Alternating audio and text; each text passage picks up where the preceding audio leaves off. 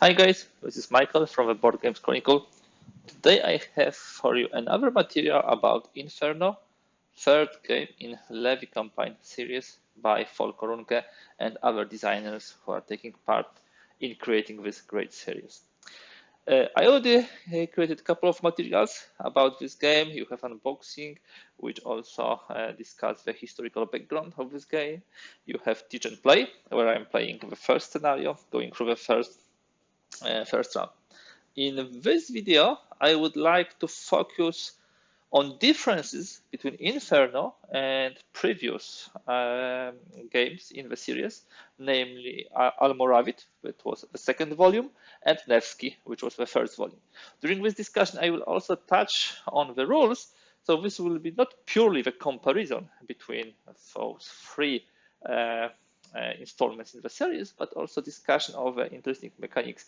So you can also treat this video as how to play in a more theoretical way than what I did in the first video. Still, I hope it will be fun and it will be very interesting for you. Without further delay, I will jump into the game.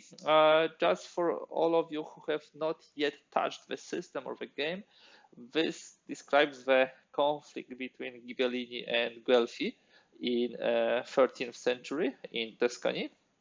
As you can see on the map, in the north, we have mainly the Ghibellini, Guelfi, the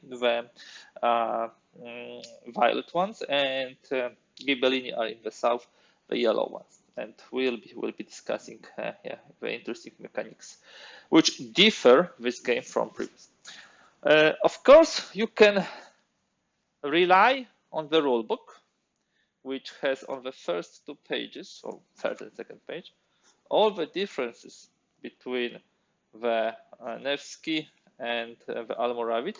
And actually what I like in the rule book is that if you have a new rule, let me show you to you here. If you have a new rule, it's marked in this following way or like this. So these are the differences from the previous installments, which really help you to understand what changed. Still, while I like this text here, which shows you all the differences, I would like to go a little more deeper and show you on the real life examples, on the pictures, on the game components, on the map, on the Lord's mats, how the differences were implemented. Hopefully that will be also fun for you. So let us start. Number one will be the biggest difference which we have is a treachery area. By the way, I created a short summary of all the differences. I'm thinking about creating a player aid from this. Yeah, let's see. But for this video, I will be using this simply to help me to guide you through this. So number one, biggest difference from Almoravit and Nevsky is treachery. What does it mean? That the locales or strongholds can change the site politically. In previous installments, the only way for the locale to change the site was simply by storming, by besieging it, by taking it by force. Not here. In this installment, we have a treachery. So this is the first part of treachery. Second, we can call it a revolt. Yeah, so the strongholds are revolting. So revolts are a new thing. Second, very important thing is that you can bribe. Lords may use treachery cards, we'll talk about this in a moment, to take away enemy vassals as turncoats. This is a cool mechanic. Imagine that you take, for example, this lord to those guys and not only weaken the lords on the Guelfi side, but also strengthen the lord on Ghibellini side. So very, very interesting mechanic, which reflects to large extent that this war or this conflict was pretty close in cultural aspects. These were Italian people versus Italian people. It's completely different than Teutons versus Rus, or Muslims versus Christians in Almoravid. Here they are much closer to each other. That is why we have the revolts, and that is why you have also bribery. Key difference. Now, how does it work? I underlined this a couple of times in my previous videos. I love player aids from the series. I might not be that much fan of a rule books, but I love the player aids. So let us talk about the treachery and how does it work. This player aid shows you all what you need to know about treachery, and here you have some revolt tables which we'll be using. So there are two areas of treachery which we need to touch: obtaining cards and rolling for revolts. So you will be getting the treachery cards. Let me show you example of treachery cards. Yeah, so this is the example of treachery card. They are connected with the lords, and if you put them into your plan for the particular year, you need to discard it later on. The normal cards will stay in your deck. Those, once used, or simply not used but utilized for the deck building, they will be removed. So these are the treachery cards. And when and how do we obtain the treachery cards? There's a couple of things which will force or allow us to get the treachery card. First of all, if we disband beyond service or remove by combat enemy lord. You know, it's the mechanic from the previous games that whenever you have a lord and your token with a current time moves to the area here, they will disband. But if they are beyond this, they will be usually permanently disbanded. So this is one of the moments when you will be getting treachery card. And it depends which kind of lord it will be. I will be discussing this in a moment as another part of the key differences, whether it will be Podesta or regular lord. In case of the regular lord and he was killed in battle, or maybe he was disbanded beyond service, he will get one card. If it was a Podesta lord, you will get 3 cards. So this is first instance when you're getting treachery card. Second instance is during the surrender or sack of an enemy stronghold. So this is the usual mechanic from the previous games when you storm or simply besiege the stronghold in which you have the lord. So then what will happen? You will simply get 1 card for 1 to 3 cards depending on the stronghold value. By the way, we don't need to have a lord inside. This is a separate thing. Here's on the lord's removal. Here is for the sacking or surrendering the stronghold. Third thing, again, new mechanics, which we'll see later on. Languish. So the captured knights, which were not ransomed. For every 6 of them, you will be getting 1 card at the end of the turn.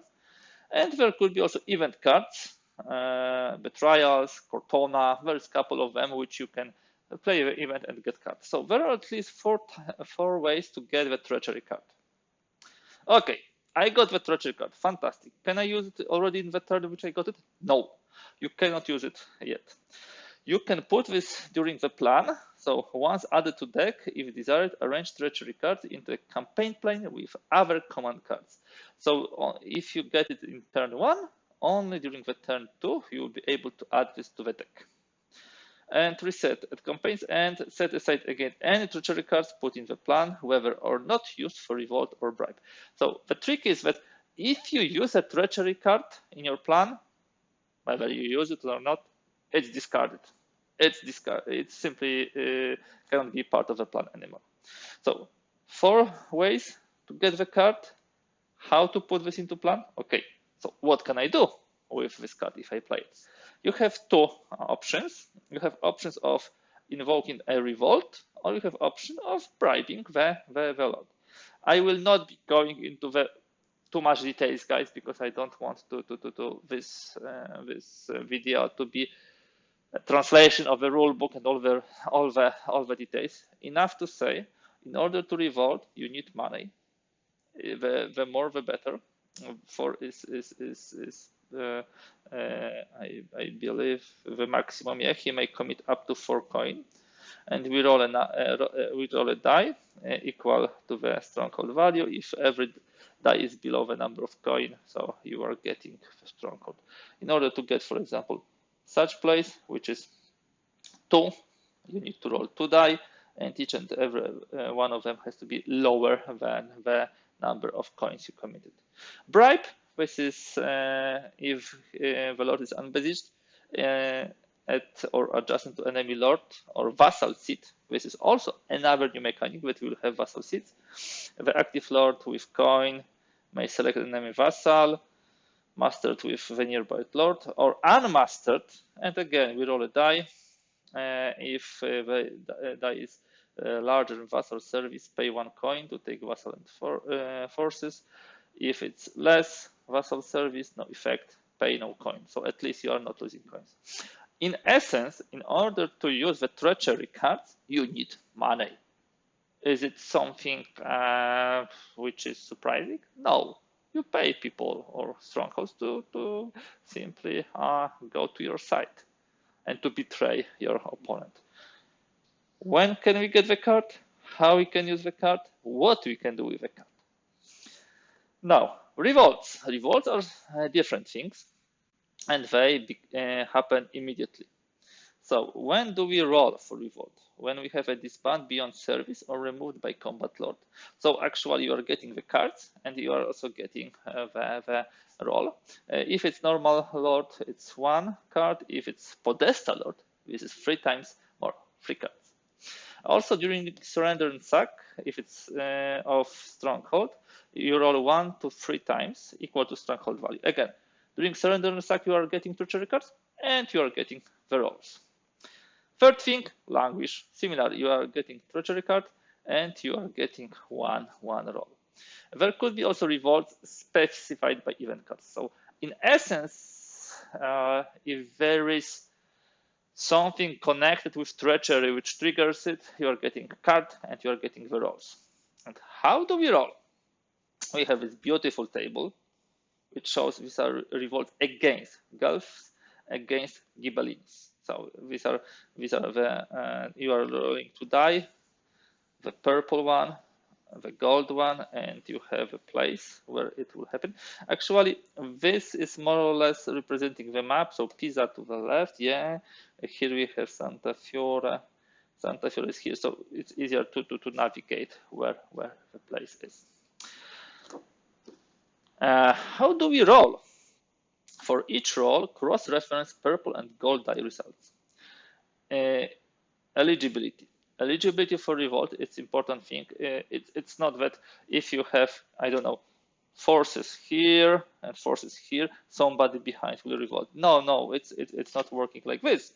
So stronghold, not ruins or outpost. So it has to be stronghold. Outposts are outside the map, ruins are here, so it has to be stronghold, and no lords who are friendly to that stronghold or adjacent.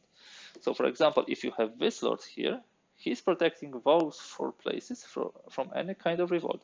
That guy protects this place, those 2 protect those 3 places. They are too close for those areas to revolt. Okay, so we do the roll. If ineligible stronghold, ruins, or nearby enemy, we do nothing. Simple like this. If we roll to die and we roll against the Guelphs and we roll Montevarchi, they will not revolt. Okay, if the stronghold is eligible, let's say this is that stronghold. San Miniato. Oh, I hopefully pronounce it well. If eligible enemy stronghold within 1 locale of rolling site, lord, or allegiance marker, it revolts. So it's not enough not to have enemy lord around here. This is eligible. You still need to have your lord nearby. So for example, if we have such situation and we roll San Miniato, then it will revolt because first of all, it's eligible. There is no lord nearby or here. And second of all, we have already our lord nearby. The same for this place. if we roll this place, there is no enemy lord around, and there is allegiance nearby. This is allegiance, you see, allegiance markers.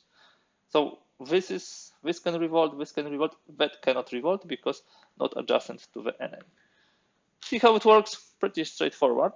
And in this game, you really want to have as many lords as possible on the map, not for them to fight, but it's enough to protect against the treachery. So we went through two things. Ineligible, nothing happens. Eligible, stronghold with win one locale of rolling site lord or legions, it revolts. If it's friendly stronghold, revolt at eligible adjacent stronghold of the same or less value. So in case we have such situation, let me do some example of such situation. Do we have? Okay, everywhere we have a big, if it's such situation, and we rolled, let me think, Poggio Bonzi. This is a good example. We rolled Poggio Bonizio. We rolled this on the roll against Ghibellines. Where is it? Somewhere in the center. It should be, I believe. Do you see, guys, this? Here, Poggio Bonzi. Yes, this is against Guelphs. So we rolled this in this case because something bad happened to Guelphs and we rolled against them. And we rolled Poggio Bonzi. But it's already, allied with Ghibellini. So we go to this part. If friendly stronghold, this is friendly stronghold, already marked. Yep. We revolt at eligible adjacent stronghold of the same or lesser value. Do we have such stronghold? The eligible adjacent stronghold is here. So it will revolt too.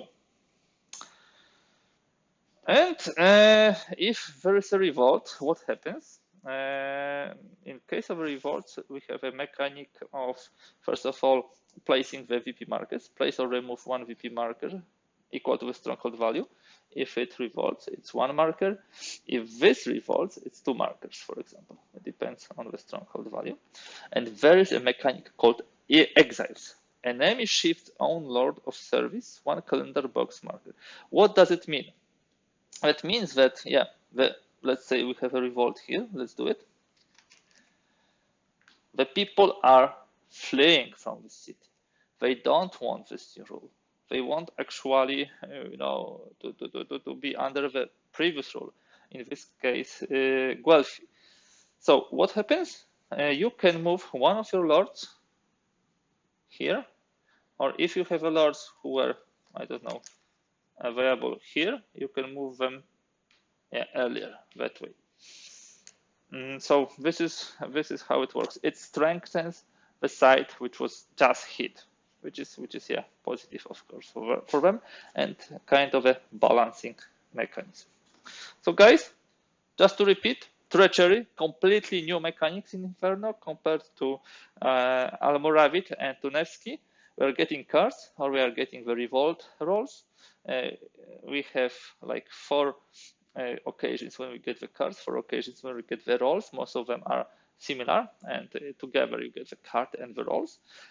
How do we use the cards? Put them into the plan, and what we can do with them, revolt and bribe. And also, when do we roll, what happens with the roll, which strongholds are eligible, and what happens if the revolt happens. So that will be it for the treachery. Biggest, most important, and most really significant change to Inferno in comparison with previous game. Let us now jump to the second point.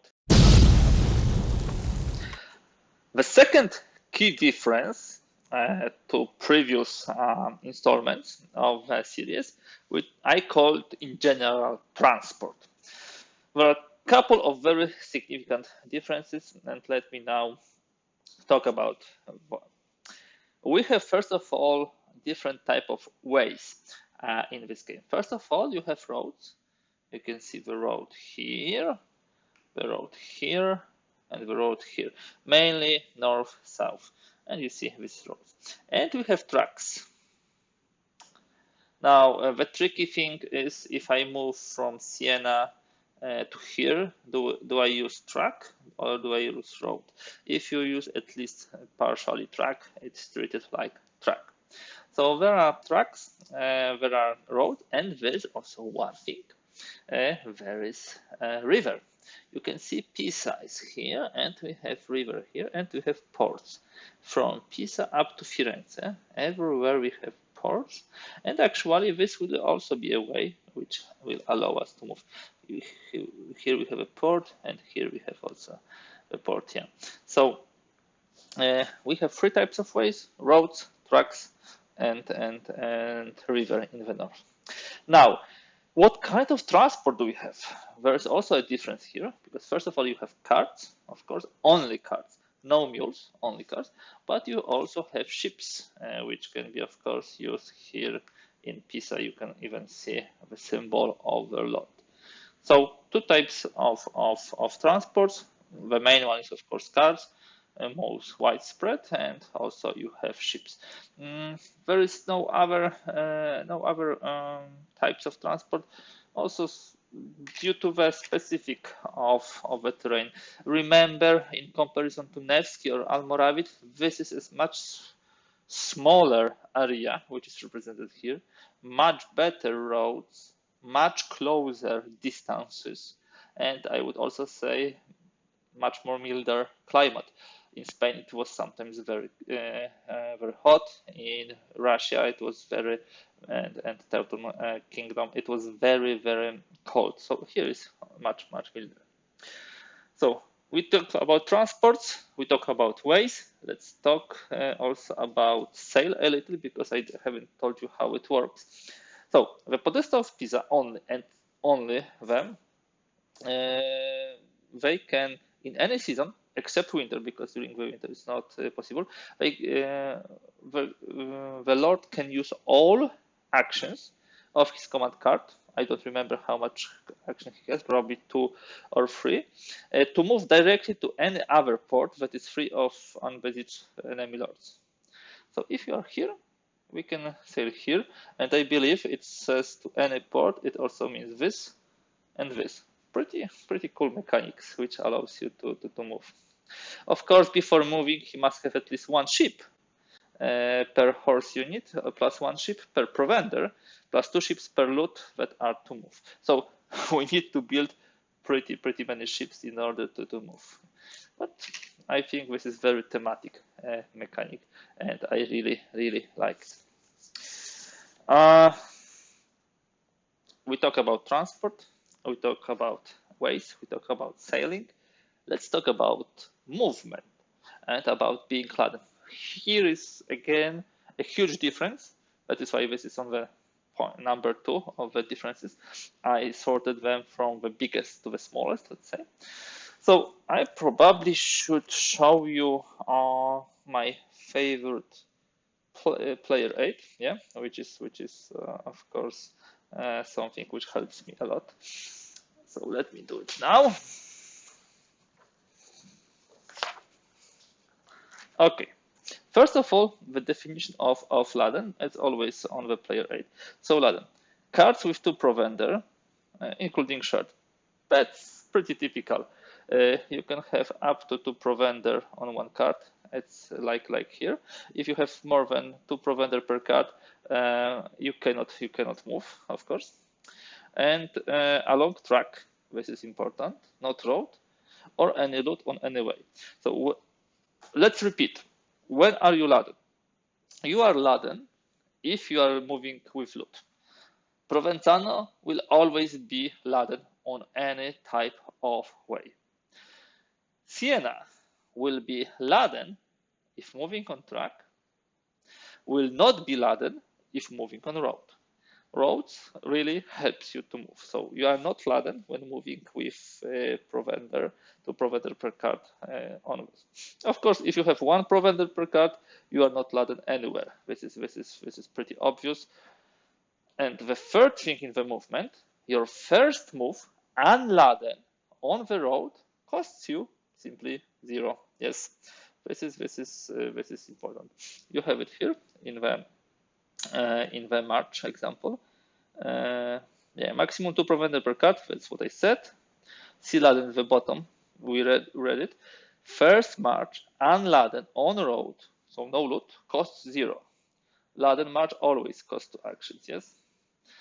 So let me do the example, because this is probably the best way. Sienna, again, we have Sienna here. Maybe we should put him in a slightly different place to have a better example. Let's say that Sienna is in Sienna, and he has 2 provender on this card. If he moves from here to here, he is not laden, because you can have up to 2 provender per card on the road and you are not laden, and he's moving on the road, so this costs him 0. This costs him 0. If he moves from here to here on the track, he is laden, this costs him 2.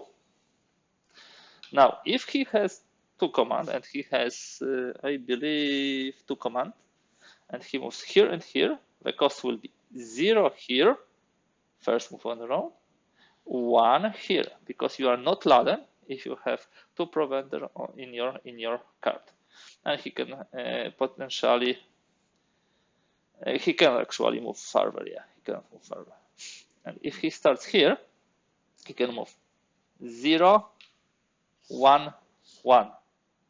That's how it works. If he has 1 provender, of course, he can move also like this. It can be let's assume he starts from here.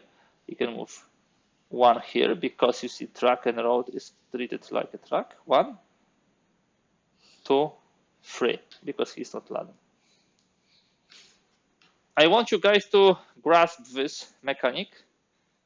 You are laden if you have 2 provender per card on track, or if you have a loot. If you have 2 provender per card on road, you are not laden.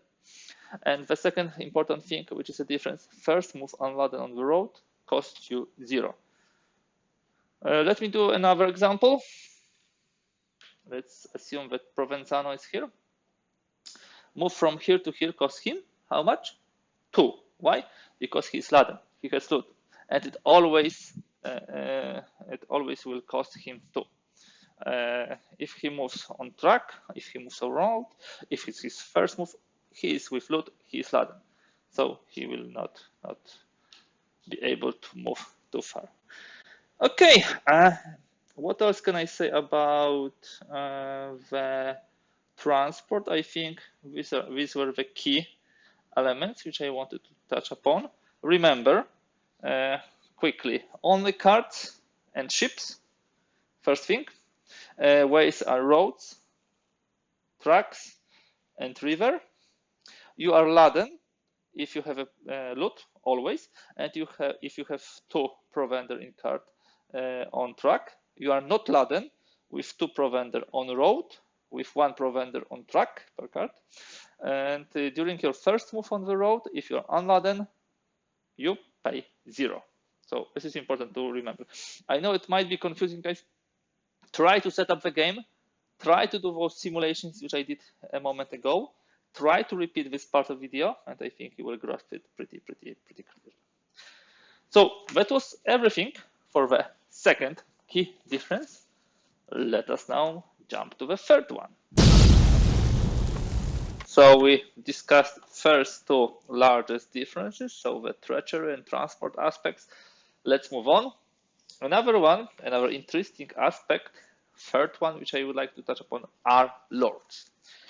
Not such a huge difference, but still making it really interesting and varied experience to Nevsky and Almoravid is what was done with lords. First of all, we need to talk about Podesta. What is it? What kind of lord is it? And how does it work? You can see now in this example, this is at the end of first turn of my playthrough teach and play, which I created some time ago. You can see that we have 4 lords. We have Firenze, Florence, Podesta, we have Arezzo, Podesta, we have Siena, Podesta, and we have Provenzano, which is a regular lord. First difference which you observe is those 3 lords does not have names. They have the names of the cities, towns they are from. So Firenze, Florence here, Arezzo here, Siena here. So these are simply the names of the towns. So who are those podesta lords and what does it mean? These guys are appointed leaders, magistrates of those towns. That means these are not kind of a vassal and king, lord, kind of a relationship type lords, but these are lords who are simply running the cities or the communities or the neighborhoods. In this case, they are appointed here. So what's so special about them, you might think? First thing which comes to your mind, okay, this is appointed lord, yes? He is appointed every 2, 3, 4, 5 years. So if he dies in the combat, it's easy for him to return, yes? Because you can choose another one. If Provenzano dies, yeah, he's dead. Maybe he has a heir or maybe not. But in case of those podesta lords, if they are removed, they are not permanently removed. They will be moved in time on the turn track, but they will not be removed permanently. On the other hand, those lords are much more costly when they actually are removed. Do you remember the treachery card? You remember now that the podesta lords, if they are removed by combat or disband beyond service, you will be drawing 3 cards and having 3 rolls on the revolt table. Why is it so? They are so important, they are so influential, and they really have so much impact. So yeah, they will come back, but if you lose them, you will pay dearly. So please keep in mind that you don't want really to lose those guys. Another important thing is they are not so easy to keep in the field. You need to pay 2 gold to move their service marker or 2 loot. And this is much more costly than the regular lot, where you only need like 1 coin to switch his marker. So in this example, let me just move those guys here. Let's say we have such situation and the end will be here. So for Firenze, Arezzo, and Siena, so let me do those guys like this.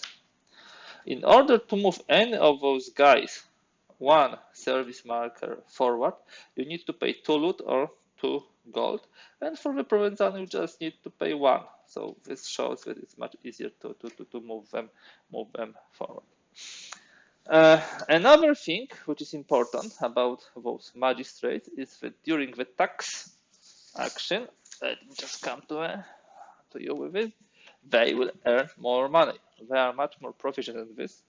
So you see, we have a tax at own seat, use entire card, add 1 coin to the taxing lord's mat, and this is regular thing in Nevsky and this regular thing in Almoravid, but 2 coin if podesta lord. So podesta lords, those magistrates, are able to much better tax their towns and get much more money. Last but not least, the podesta lords can master or augment their commune. You see, here we have, of course, 1 tile with podesta, but during the call to arms, they can also call their communes. That I prepared both communes here so you can see them.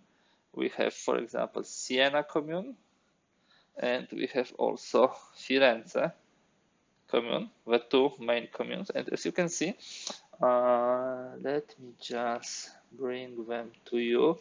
This is this commune, and now Firenze commune is here. Okay, need to find it. Here it is. So you see, during the call to arms, you can add those mats here, yeah, to the display of the lords. You put the commune below, like this, yeah. But of course, you need to be at your seat to do it. just as I told you. So those guys has to be in Siena, and they to be in the Firenze, and you are able to call to arms of those vassals. We'll be talking about this in a moment when we're talking about vassals, so I will leave it here for now. But important to note that the Podesta lords can also call to arms their communes. In essence, just to sum up, Podesta lords appointed leaders. If they are removed, they will come back. Their cost in treachery is much higher than the regular lords, 3 cards and 3 die rolls. The cost to advanced service markers is 2. They can tax for 2 coin, this is a plus, and they can also bring commune. So this is a very interesting trade-off of dealing with this Podesta lord. I think huge difference from previous installments in the game. A lot of benefits in taxation and additional forces, a lot of drawbacks in paying for service, or when they are lost, paying in treachery cards or revolt rolls. One more thing about the lords is we don't have any more the commanders, and we don't have marshals, we have commanders, and the commanders are here, Siena and Firenze. And they can add second cylinder, which is commune. So this is what I told you already, and they of course act as marshals, so can take some subordinates with them and move together. That will be all about this third difference. Now let us move to the fourth difference. The fourth difference between Inferno, Almoravid, and Nevsky, which I would like to point out, are vassals. Vassals are slightly different treated in Inferno than it was in Almoravid and than it was in Nevsky. What is so different? First of all, there are vassal seats. Let me do the example of the Firenze. Okay, we have Florence, and Florence has 3 vassals. As you can see, each of those vassals has its marker, and while this vassal is at the seat of Firenze, this vassal is at the seat of Firenze, this one is not. He's here in Prato. So in order to be able to levy those vassals, you need to control their seat. In this case, everything is okay, but should we have, let me just show you an example, such situation. In such situation, Firenze is not able to levy this vassal because his seat is occupied. So in this case, he is not usable. I think this is a very interesting addition to the system because it shows the reality. So how it actually was during the levy process, that you are not able to levy vassal who was living in a place which is now occupied by the enemy. Pretty straightforward thing, yeah. And I think this is a move into the right direction. Another thing which I would like to discuss about the vassals are special vassals. There are a couple of special vassals. Let me start with the easiest example. Let me just take one more card. Let me talk about the Tau Company for Guelphs. Firenze and Lucca have lordship +1 and may master Alto Pastio for 0 actions. Alto Pastio is this here vassal. And you can see Firenze or Lucca. Yeah, this is Tau Company. It's 1 cavaliere with additional special vassal, which can be used only thanks to this capability, because this is capability, this is not event. Capability giving more lordship and ability to have this vassal master.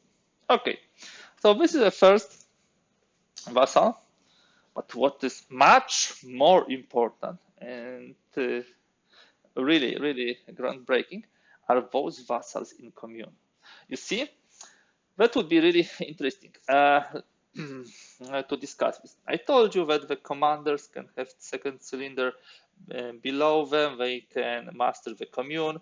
This commune, of course, then later on goes here as a part of a lord's display.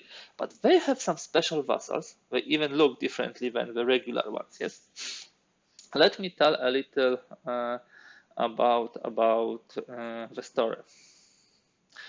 I have it prepared here. Yeah. So the cities which are cities were recruiting the militia by wards, so by the units, yeah, organizational units. In Firenze, in Florence, these were the sixth sestiere, so these are sestiere, six, and in Siena this was a third, terzo, so three, yeah, 6, 3 exactly. What is additional? A large ox wagon, carroccio, here and here, kept in the cathedral, symbolized the city's autonomy. This carroccio bore banners, altar, and a cross, and another wagon brought a bell tower. In war, select troops defended the carroccio, priests and mass at the altar before battle, and trumpeters beside it called fighters to the fray. So actually, this when commune was going to the fight, to war, and when you actually are called to arms with communes, you are not only getting the vassals, but this courage. And what is important about it? When this will be, captured by the enemy gets 2 victory points for capturing those. So be careful with calling to arms commune. Fantastic way to increase your troops. So you have many more troops thanks to this. Fantastic way to have more army, to be much more stronger. But this is a risk. This is a risk because if you lose this ox wagon, you will of course lose 2 victory points, and this is very, very important. The easiest thing to master commune and those vassals is during the call to arms, but there's also a way to do it during the regular levy, which is a little more difficult. Let me take those communes from here for the time being. And let me also dismantle those things, so we don't need it here. And that will be all, I believe, about the vassals. Another big change to the Nevsky and to the Almoravid. Let's sum up. The commanders, which are also podesta, can call the communes. Communes have special vassals. Part of those vassals are the ox wagons with those very important things for the autonomy of a particular area, and when captured by enemy, they give them 2 victory points. Let's move on. Now, the 5th difference between Almoravid and Nevsky. Now, the differences which I will be discussing now will be much smaller and probably it will go much quicker. The first 4 were fundamental differences. So the treachery, the biggest one, transportation, important one, lords and vassal, also fundamental ones. Now, smaller ones. Let's talk first of all about strongholds and outposts. There are 3 types of strongholds. You can even see them here: a city, a town, and a castle. 3, 2, 1, 3, 2, 1. They are easily recognized by the number here. Yeah, exactly. And each side has also a leading city: Florence, Firenze, and Siena. Florence for Guelphs and Siena for Ghibellini. What else? A VP value for each of those strongholds is exactly equal to their size. So, example here, the Guelphs conquered or maybe revolted with this town, and they got 2 victory points. Here we have 1 victory point. It would be 3 victory points for Arezzo or Siena. And also, this number is the minimum number of lords you need to properly besiege the town, the city, and progress the siege marker. So at least 2 lords here, at least 1 lord here, at least 3 lords here to besiege it. And of course, if you look at the map, there are no regions actually in this game. What you have here is green line is division between the lands of Guelphs and Ghibelline. By the way, have you noticed, guys, colors of the purple one and the gold one? Do you know why such colors were used? Guelphs, who are in the north, were more aligned with the papacy, and Ghibelline were more aligned with the Holy Roman Empire. And as you know, during those days, papacy and Holy Roman Empire were at odds, and they were struggling against each other. So evidently that also shows with the colors who was supporting whom.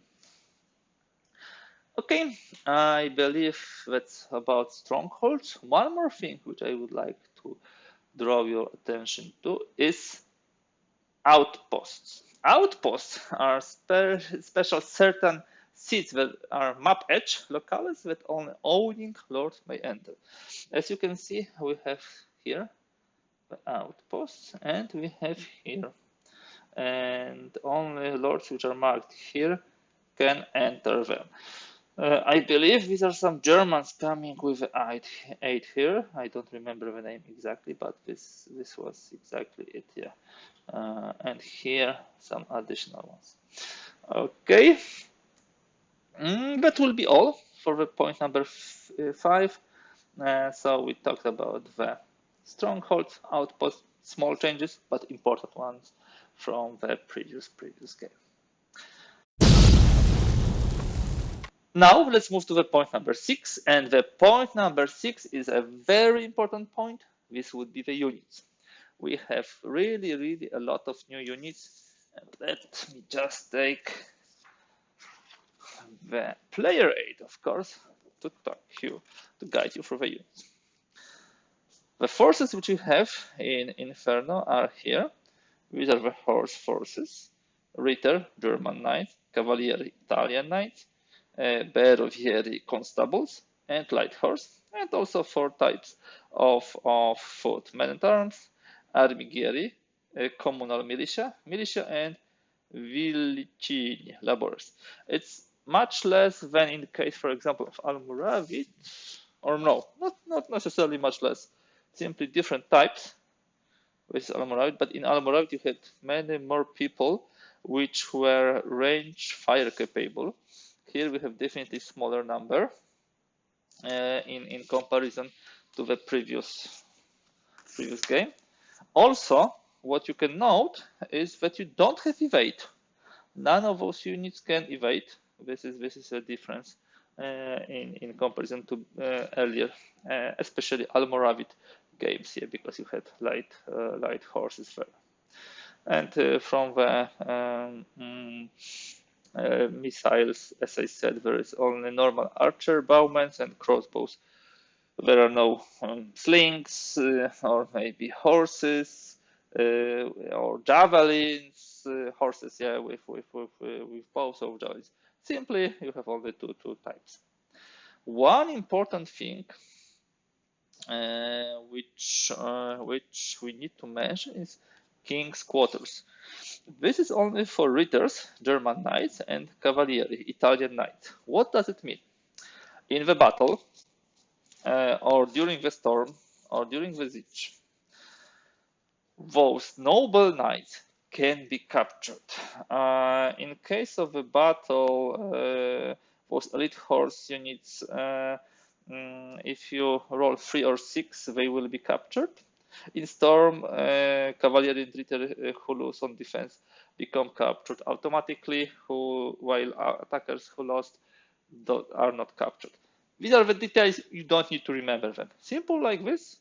Elite horse units like Ritters or Cavalieri can be captured.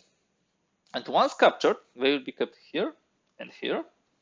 Yeah, these are special places where we keep the captured knights. Now, there's a ransom phase I believe this is at the end of turn. Yeah. Yes, end of campaign even. This is it, yeah. This is here. We have ransom. And what happens during the ransom? This is simply paying for releasing those knights. Girls and Ghibellini can pay coin to recover the captured knights. 1 coin per 6, so not so expensive, yeah. And rounded up, of course. So if you have 7, you need to pay 2, and you need to pay the whole sum. The other side, of course, receives coins and redistributes as they want. The paying side gets those horses, selects half of those units, rounded up, and distributes among the lords of the map. The rest goes to the available forces. So you are not getting every one of them. Some of them decided, no, I have enough of fight. I want to go home. Some of them will stay in the field. But let's say you don't have enough money, or you simply don't want to pay. What will happen then? This is something called a languish. If a side has captured knights, but cannot or declines to ransom them, the other side then rolls on its revolt table and adds treachery. Let me come back to you with a treachery table again. Just reminder language. Captured knights fail to get ransomed. Add any 1 card or roll revolt per 6 knights. Get ransom, roll, or add treachery. You have a choice of one of those 2 to be done. And yeah, that's another way of punishing you if you're not able to get your people, yeah, from captivity. That will be all about the unit. Let us move on. The 7th difference, which I would like to call out, is something which I called supplies. So all this stuff which we have here: provender, loot, cards, coins, and so on. First of all, the maximum asset in Inferno is 16. It was set like this. It is 16. You cannot move more. There is also a change to the supply action. You see, as I told you, this is hard to say this so bluntly, but much more civilized, let's say, area than for example, Teutons and Russia, or than the southern part of Spain. Simple like this, it's much easier to provide the food, provender, and all this stuff. What does it mean? Let's have a look at the action of supply. That means that the supply action will get add 1 provender per stronghold size, outpost, and ship. What that means, that such place like Siena will give you 3 provender. Such place will give you 2 provender. This will give you 1 provender. If you are, for example, here, you can get 3 provender, provided that you have 3 cards, which will bring it, of course. But it's much easier to get the provender in Inferno, and to be quite honest, it was not so difficult to feed your armies like it's in previous two games. Much easier. So supply seeds can yield provender up to its size, but of course they cannot be ruined, because then they are not anymore capable of doing this. Forage, it's important action also. A couple of things which we have in the forage action, which are different to previous games. And let me, of course, show you forage. So we have a reference. Here's forage. We add 1 provender at friendly stronghold during any season. And during the summer, everywhere. In spring or autumn, on a roll of 1 to 3. And of course, not during the winter. Important thing, besieged only if by fewer lords than stronghold size. What does it mean?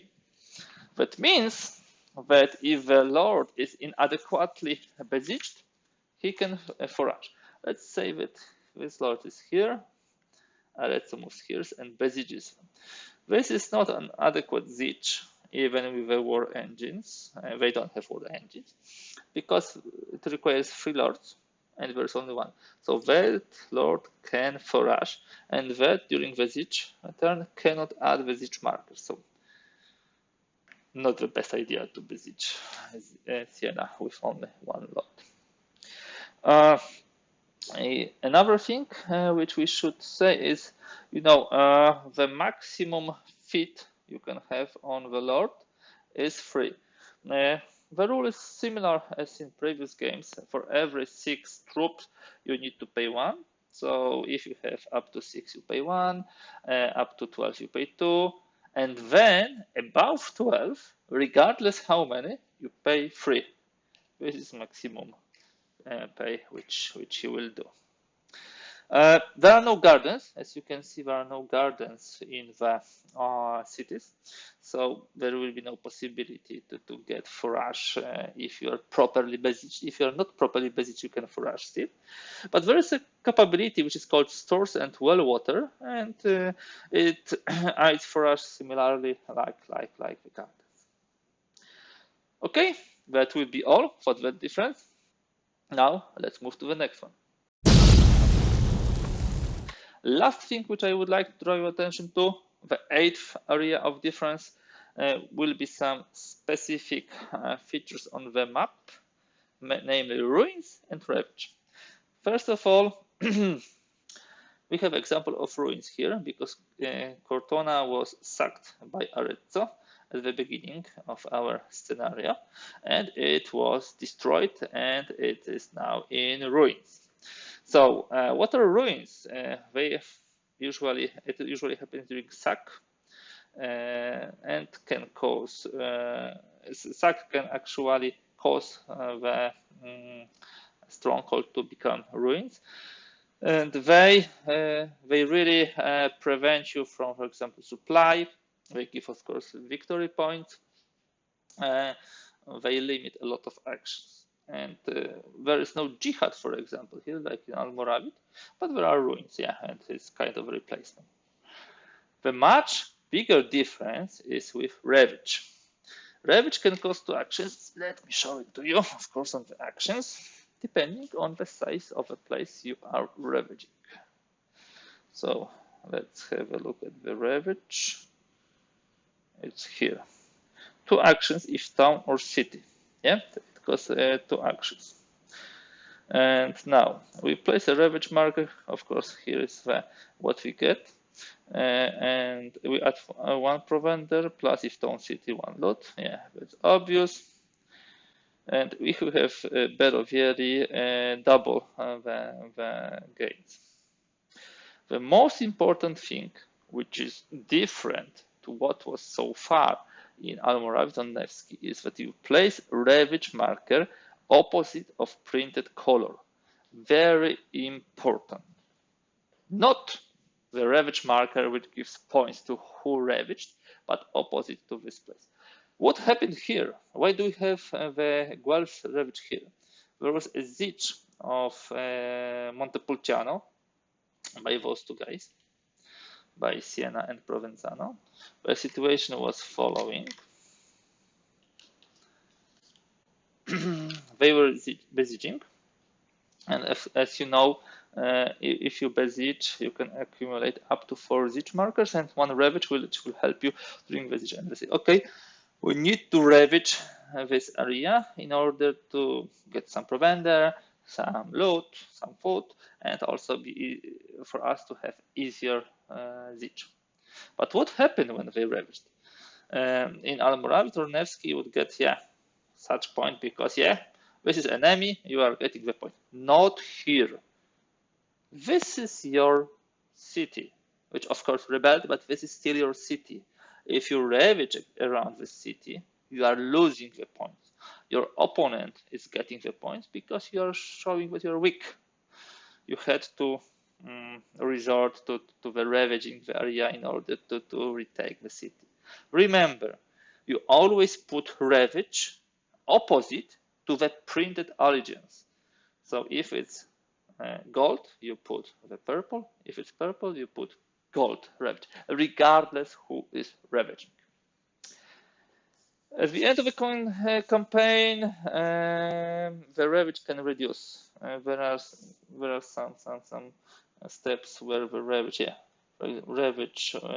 rounded down.